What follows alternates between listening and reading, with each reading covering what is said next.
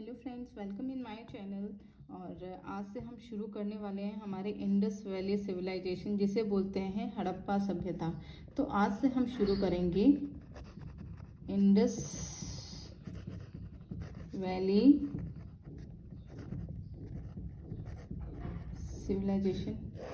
मेरे पेन पता नहीं क्यों नहीं चलते हैं, जैसे ही मैं लिखने लगती हूँ कुछ चलना ही बंद कर देते हैं। कोई बात नहीं, रुको दूसरा पेन ले लेते हैं। सिंधु घाटी सभ्यता, इसके बारे में मैं रफली डिटेल इसलिए बता रही हूँ क्योंकि कुछ चीज़ें हैं जो आपको बुक्स में नहीं मिलेंगी, तो थोड़ा सा आपको एक्स्ट्रा फैक्ट्स के तौर पे अलग चीज़ें बता देती हूँ, आपको समझने में आसानी होगी। उसके बाद आपको पूरा चैप्टर जो है उसके इम्पोर्टेंट फैक्ट्स जब मैं बता दूंगी तो आप उसको और अच्छे से समझ सकते हैं। ठीक, तो सिंधु घाटी सभ्यता में आपको तो पता होगा कि ये हमारे जो है ट्रायंगुलर शेप में मिली है। ठीक है, हमारे इंडिया की। तो ये कुछ इस तरह से गई है, एक्चुअली ट्रायंगुलर में भी नहीं है, ये कुछ ऐसे करके गई है। ठीक है, इस तरह का शेप है हमारे जो है ये सिंधु घाटी सभ्यता जो है जहाँ जहाँ पनपी थी। तो इसमें से इस तरफ जो है इंडिया का पार्ट है, इस तरफ काफ़ी सारा हिस्सा जो है वो पाकिस्तान का पार्ट है। तो इस तरह से, लेकिन हम इसको जो है एक ट्रायंगुलर, मतलब डायरेक्ट ऐसे शेप ना दे करके हम सीधा ट्रायंगल शेप के लिए बोल देते हैं कि ये ट्रायंगुलर शेप है। तो अगर कभी क्वेश्चन आ जाता है कि सिंधु घाटी जो है वो किस आकार में फैली हुई है, तो क्या बोलना है आपको? त्रिभुजाकार में फैली हुई है। ठीक है, अब इसमें इम्पॉर्टेंट क्या है, सबसे ज़्यादा ये क्यों फेमस हुई है? क्योंकि इसमें जो है ये शहरी नियोजन के हिसाब से बनाया गया है। शहरी नियोजन मतलब जैसे कि शहर में पूरा बनाया जाता है। ठीक, ये कमरे हैं, जैसे यहाँ पर पर्टिकुलर जो है बड़ी नालियाँ हैं, यहाँ पर ये घर हैं। तो ध्यान दीजिएगा, इसमें जो है घर के जो द्वार हैं वो रोड की तरफ नहीं खुल करके दूसरी साइड में खुलते थे। क्यों?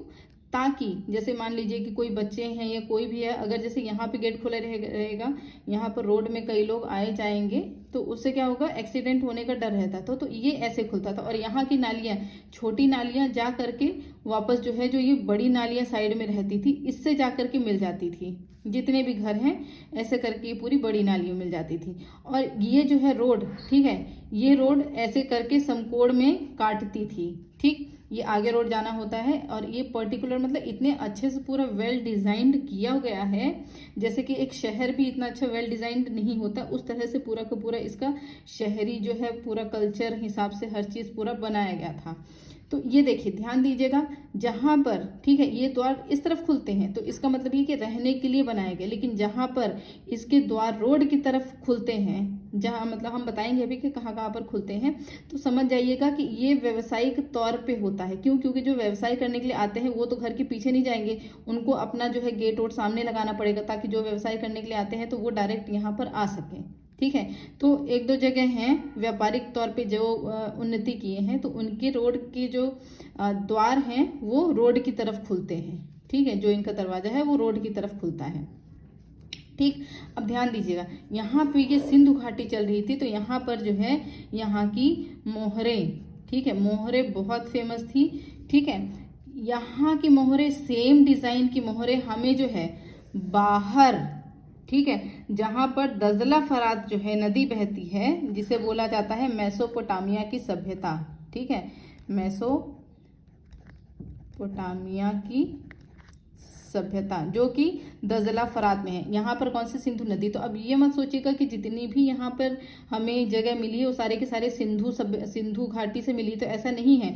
इसकी उपनदी, जैसे मान लीजिए ये हमारी सिंधु घाटी सभ्यता, हमारी ये सिंधु नदी जा रही है, तो यहाँ से उपनदी जा रही है, तो मान लीजिए एक यहाँ पे हमें नगर मिल गया। ठीक है, यहाँ से जा रही है तो एक हमें यहाँ मिल गया, कुछ तो हमें यहाँ पे ये सिंधु घाटी की सभ्यता के पास ही कुछ हमें नगर मिल गए, ये इस तरह के।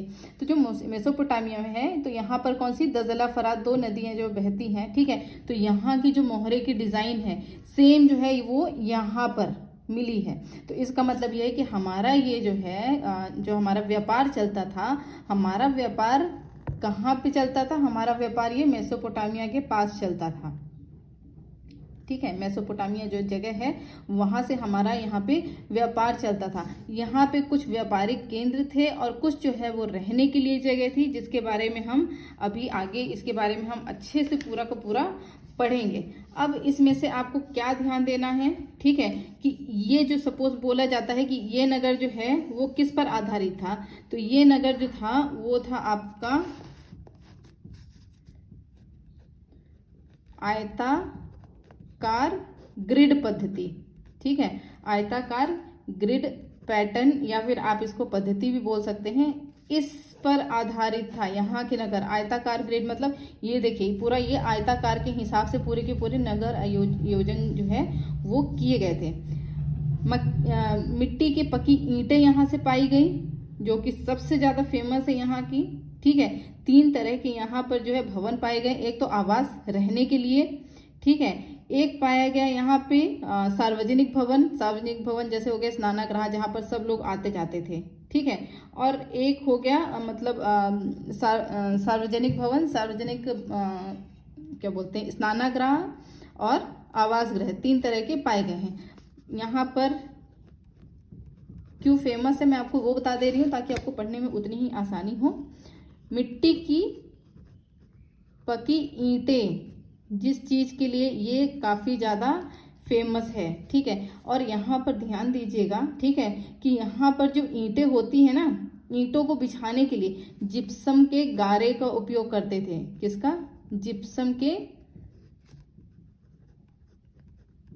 गारे का उपयोग करते थे, जिससे इसकी ईंटें जो हैं बहुत ज़्यादा जोड़ में मतलब बहुत अच्छे से जुड़ी रहती थी, जो कि सोचिए इतने सालों तक जो है वो ईंटें नहीं गिरी। तब कि आज जो भी हम बनाते हैं महल जो भी कुछ बनाते हैं घर वर, वो देखिए कुछ दिनों बाद उसकी ईंटें वगैरह जो है कहीं से क्रैक आनी शुरू हो जाती है।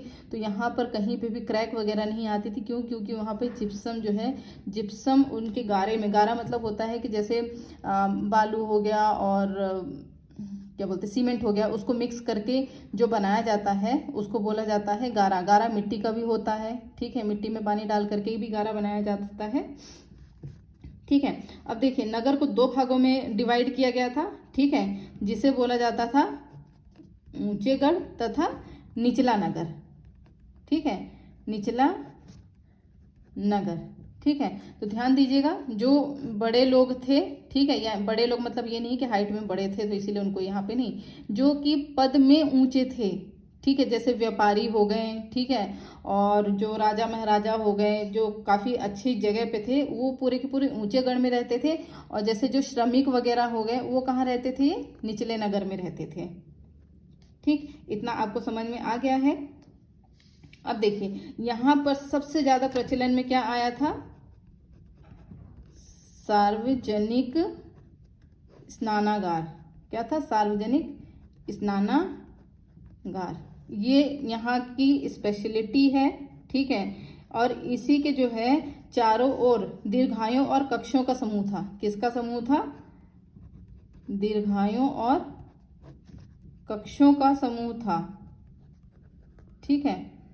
मतलब जैसे सपोज मान लीजिए कि ये आपका स्नानागार है, ठीक है, ये आपका जो है यहाँ पे सीढ़ियाँ लगी हुई है, ये देखिए इसी के चारों ओर क्या था? ये चबूतर टाइप मतलब लंबे लंबे से पिलर टाइप के थे, ठीक है, और छोटे छोटे से ऐसे कमरे टाइप के, कमरे भी नहीं, हाँ कमरे बोल सकते हैं, छोटे छोटे से रूम टाइप के थे यहाँ पे, ठीक है।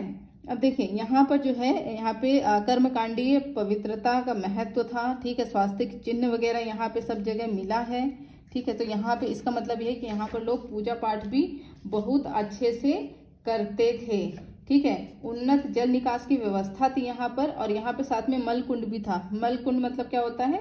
सिसपिट मतलब गटर, जिसे गटर कहते हैं, ठीक है। तो यहाँ पर जैसे हमारा घर कहाँ था? ये यहाँ था, ठीक है। तो ये सड़क के किनारे जो है कहीं कहीं पे गटर भी थोड़ी थोड़ी दूरी पर यहाँ पर गटर मिलते थे, ठीक है। मोहरे बनाने के लिए जो हमारे यहाँ पर मोहरे रहती, यहाँ नहीं हम बना देते, यहाँ पे जो हमें मोहरे मिलती थी वो किसकी थी? मुलायम पत्थर।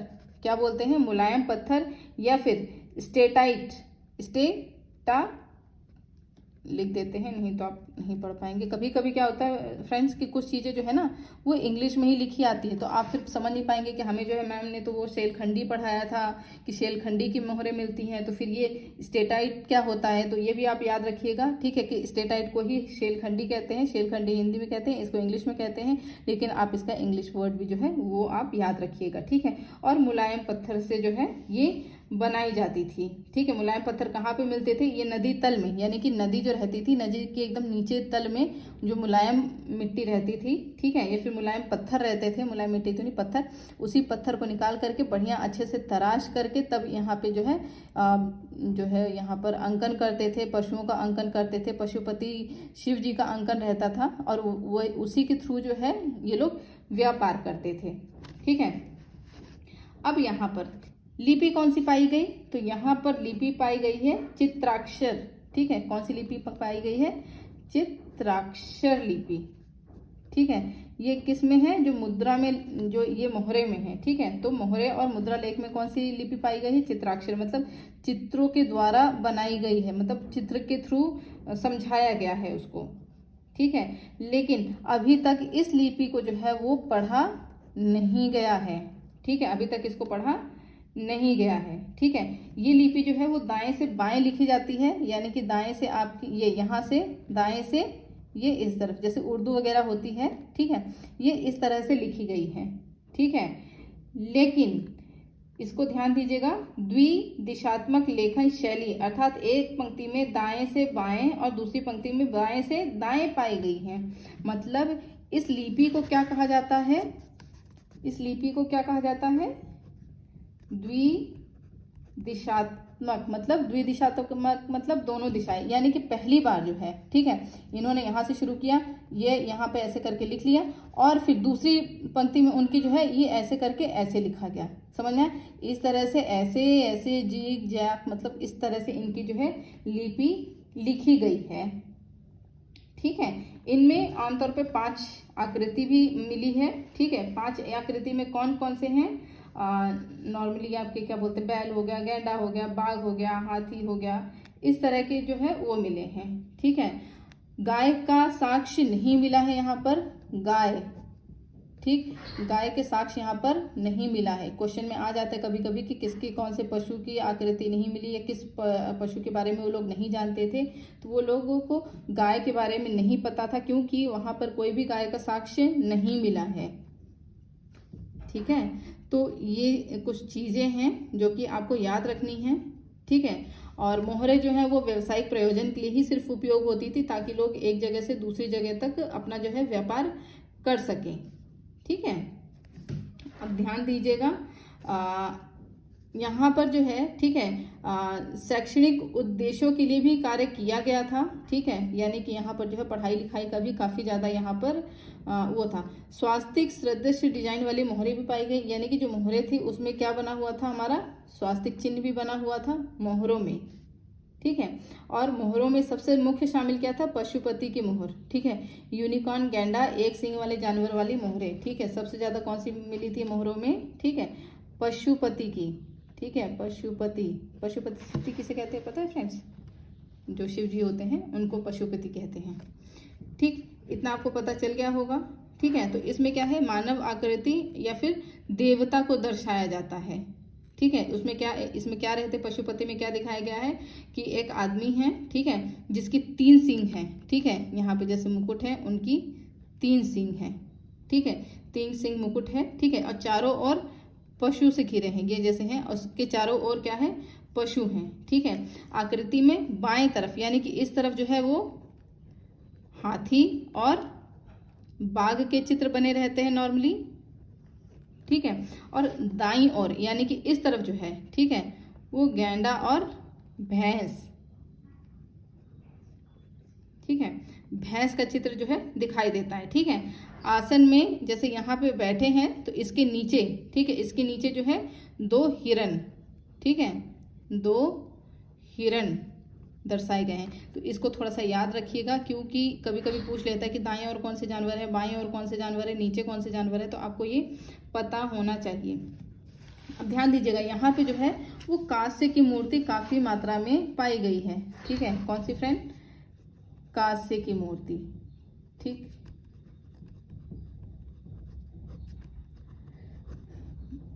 कांस्य की मूर्ति। अब देखिए, कांस्य की मूर्ति भी जो है, ठीक है, ये किस तरह से बनाई गई है, इसकी तकनीक क्या है? तो इसको बोला जाता है लुप्त मोम तकनीक। ठीक है। अब लुप्त मोम तकनीक क्या होता है, तो ध्यान दीजिए, पहले जो होता है मोम को पिघला करके, जैसे कि सपोज ये हमें एक आदमी बनाना है, ठीक, तो पहले मोम से जो है मोम को पिघला करके ये आदमी की शेप को जो है वो हमने क्या बोलते हैं बना लिया, ठीक है। मतलब मोम की मूर्ति पर पहले गीली मिट्टी से लेपन कर लिया, ठीक है, ये हमने बना लिया। उसके बाद इसी में क्या कर लिया हमने, गीली मिट्टी जो है उससे हमने इसको अच्छे से ऊपर ऊपर पूरा का पूरा हमने इसको ढक दिया, ठीक है, अच्छे से ऐसे ऐसे करके पूरा हमने इसको अच्छे से ढक दिया, ठीक है। उसके बाद इसको हमने सूखने दिया, ठीक है। और जैसे ही सूख जाती है, ठीक है, तो इसको हल्का सा ऊपर से छेद करके, ठीक है, इसको गर्म करके मोम जितनी होती है वो पूरी हमने इसको क्या कर दिया, हमने बाहर निकाल देते थे, ठीक है। और बाहर निकालने के बाद फिर क्या करते थे, इसी में, अब ये साचा तो ये खोखला हो गया है, ठीक है, और इसी में फिर क्या था, जो धातु रहती थी, ठीक है, कांसे वगैरह रहते थे, वो इसी के अंदर जो है पिघलाकर पूरा डाल दिया जाता था। और जैसे ही धातु जम जाती थी तो ये मिट्टी को बाहर से फोड़ फाड़ के बाहर कर देते थे, तो जो धातु की मूर्ति है वो उनको प्राप्त हो जाती थी, ठीक। इसी को कहा जाता है लुप्त मोम तकनीक। लुप्त मतलब मोम तो मोम से बनाया गया था, लेकिन उसको बाहर निकाल करके फिर इसमें कांसे डाल दिया गया था, तो इसीलिए इसको लुप्त मोम तकनीक कहा जाता है। तो ये आ सकता है, तो आप थोड़ा सा इसको जो है याद रखिएगा। इसी के थ्रू बना था क्या, कांसे की नर्तकी लड़की बनी थी, ठीक है, या फिर कालीबंगा के जो कांसे के बैल जो बने थे वो इसी पे बने थे, ठीक है। अब ध्यान दीजिएगा, इसमें जो नर्तकी की मूर्ति मिली है, ठीक है, यहाँ पर हमें जो है वो नर्तकी की मूर्ति मिली है, ठीक है। नर्तकी, हिंदी मेरी बहुत खराब है, हंसिएगा नहीं प्लीज, ठीक है। जो नर्तकी की मूर्ति मिली है, ठीक है, वो विश्व के सबसे पुराना कांसा, ठीक है, यानी कि सबसे पुराने कांसे की मूर्ति मिली है, ठीक है, पुराने कांसे की मूर्ति मिली है, ठीक है। और इस मूर्ति में उसने केवल आभूषण पहने हैं, ठीक है, क्या पहने उसने, केवल आभूषण पहने हैं और कुछ भी नहीं पहना है। यानी कि ये मूर्ति जो है वो नग्न महिला की है। किसकी है, नग्न महिला की। और नग्न महिला में ने जो है उसने सिर्फ और सिर्फ आभूषण पहने हुए हैं और बाकी कुछ भी नहीं पहना है। और हाँ, बाएं हाथ में चूड़ियां तथा दाएं हाथ में कंगन और ताबीज पहने हैं। यानी कि इसने जो है आपके बाएं हाथ में क्या पहना, इसने चूड़ियां पहनी हैं, ठीक है, और दाएं हाथ में इसने क्या पहने हैं, कंगन, ठीक है, कंगन और ताबीज, ठीक है, कंगन और ताबीज पहने हैं, ठीक है। अब इसने अपने दाएं हाथ को कहाँ रखा है, दाहिने हाथ को कूल्हे पे रखा है, यानी कि जो हमारी कमर होती है, कमर से हल्का सा नीचे रखा है, ठीक है। और इसको कौन सा बोलते हैं, त्रिभंग नृत्य मुद्रा। कौन सी बोली जाती है इसको, त्रिभंग नृत्य मुद्रा। ये क्वेश्चन में पूछ सकता है कि ये कौन सी मुद्रा है, तो ये आपको पता होना चाहिए कि इसको बोला जाता है त्रिभंग नृत्य मुद्रा में है वो लड़की आभूषण पहनी हुई है, नग्न है, बाएं हाथ में चूड़ी है, दाएं हाथ में कंगन व ताबीज है, ठीक। और ये मूर्ति की खोज जो है वो किसने की थी, अर्नेस्ट मैके ने। किसने की थी, अर्नेस्ट मैके ने की थी 1926 ने, ठीक है। मैके को आप इस तरह से याद कर सकते हैं, थोड़ा सा कोरिलेट करके, कि ये जो है जो ये नर्तकी की मूर्ति है, मैके से मैंने याद कर लीजिए कि नर्तकी की मूर्ति जो है वो मैंने खोजी है, ठीक है। मैंने खोजी, कब खोजी है, 1926 में, ठीक है, 1926।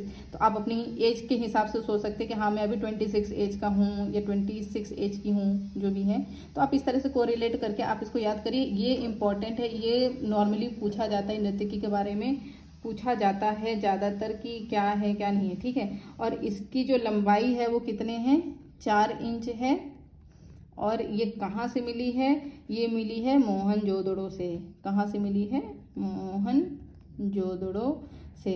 तो ये इसके बारे में ये कुछ इम्पोर्टेंट फैक्ट्स हो गए जो कि आपको याद रखना है, ठीक है। और एक चीज़ और आपको याद रखना है कि टेराकोटा की मूर्तियाँ, ठीक है, आकार एवं रूप में जो है वो तो अच्छी थी, इन्हें क्या बोला जाता है, पिचिंग विधि, ठीक है। क्या बोला जाता है, पिचिंग विधि, ठीक है। ये तो हमने देख ली है मूर्ति। अब टेराकोटा की मूर्ति, ये तो हमने कांस्य मूर्ति के बारे में देख लिया था ना कि क्या है, ठीक है। अब हम बात करते हैं टेराकोटा की मूर्ति, ठीक है। तो टेराकोटा के बारे में आ जाते हैं, ठीक है। अब यहाँ से हो गया, ठीक है, टेराकोटा की, ठीक है। तो टेराकोटा की मूर्तियां किस विधि से बनाई गई थी? तो ये बनाई गई थी पिचिंग विधि से, ठीक है। किस विधि से बनाई गई थी? तो ये बनाई गई थी पिचिंग विधि से, ठीक है। अब देखिए, ये जो है गुजरात और कालीबंगा के स्थल पर ज़्यादातर मिली है, बाकियों में तो नहीं मिली है। कहाँ कहाँ पे मिली है ये ज़्यादातर? ठीक है, ये गुजरात और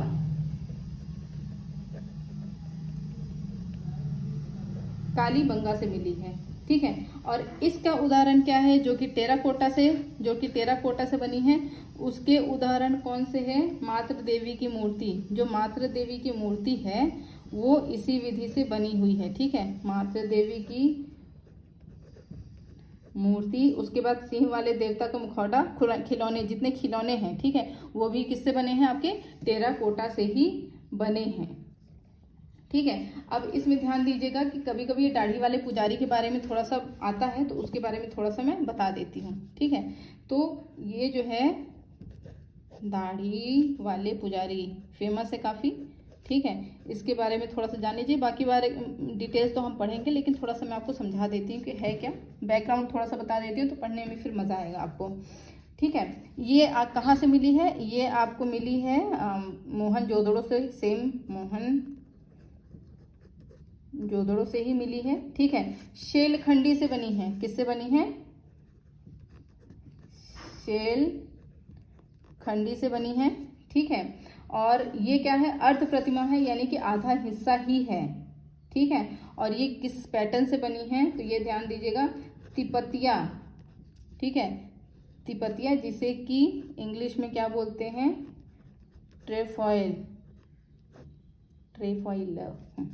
ट्रेफॉइल पैटर्न से बनी है, ठीक है। और इसने क्या किया है? शॉल में लपेटे हुए दाढ़ी की व्यक्ति है, मतलब एक व्यक्ति है, ठीक है, उसने यहाँ से ऐसे करके पूरा शॉल लपेटा हुआ है, ठीक है, शॉल लपेटा हुआ है। आधी ही मूर्ति है, पूरी मूर्ति है भी नहीं। इस व्यक्ति के दाढ़ी बनी हुई है, मेरी ड्राइंग बहुत अच्छी है, ठीक है, दाढ़ी बनी हुई है, जिसकी आंखें लंबी है, यानी कि आंखें जो है पूरी यहाँ तक बनाई गई है, ये यहाँ से लेके यहाँ तक पूरी, ठीक, आंखें लंबी है, तथा आधी बंद है, यानी कि आधी बंद है, जैसे कि ध्यान मुद्रा में हो, ठीक है। अब देखिए, दाहिने हाथ पर एक बाजूबंद है, यानी कि जो हाथ है इनका ये वाला, ठीक है, यहाँ पर क्या है? एक बाजूबंद, ठीक, यहाँ पर बाजूबंद है।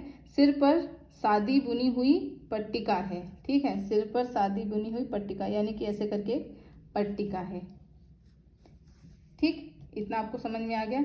ये थोड़ा सा इम्पोर्टेंट था। अब थोड़ा सा मातृ देवी के बारे में देख लेते हैं, ठीक है। अब आ गई हमारी मातृ देवी, क्योंकि ये भी काफ़ी फेमस है यहाँ की, ठीक है। तो मातृ देवी के बारे में क्या बोलते हैं? मदर गॉडेस भी बोलते हैं। मातृ देवी क्यों बोलते हैं? क्योंकि सृष्टि की रचना जो होती है वो मातृ देवी से ही होती है, ठीक है। तो ये सिंधु स्थल से मिली है, और इससे पता चलता है, ठीक है, यह उन्नत जो है वह वक्ष स्थल पर लटके हुए कंधार में सुसज्जित एक खड़ी महिला की मूर्ति मिली है, ठीक है। ये धोती, कटी वस्त्र और करधनी पहने हुए हैं, यानी कि धोती पहनी हुई है, करधनी मतलब कमर। कहाँ गई हमारी लड़की? कहीं नहीं, चलो, ये हमारी प्यारी सी लड़की है, तो इसने कमर पे जो है करधनी पहनी हुई है, ठीक है। और इसने मुकुट धारण किया है, जिसमें क्या है? पंख बना हुआ है। क्या बना हुआ है? पंख, ऐसे ऐसे करके जो होते हैं ना, पंख है, ठीक है। और इसमें जो है पूजा समृद्धि के लिए की जाती है, ठीक है। और इनको जो है उर्वरता की देवी कहा गया है। उर्वरता मतलब जो खेती बाड़ी करते हैं, तो जो मिट्टी जिससे अच्छी होती है, ठीक है, उसको बोला जाता है उर्वरता, ठीक। यहाँ तक आपको समझ में आ गया होगा कि क्या है क्या नहीं है। बाकी चीज़ें जो है हम तो फिलहाल उसमें पढ़ेंगे ही, ठीक है। तो नेक्स्ट वीडियो में आपको हम इम्पॉर्टेंट फैक्ट्स पूरा को पूरा पढ़ाएंगे। हमारी जो चलती है राशि रस्तोगी की बुक, हम उससे पूरा फैक्ट्स आपको फिर पढ़ाएंगे। आज के लिए इतना ही, मिलते हैं नेक्स्ट वीडियो में।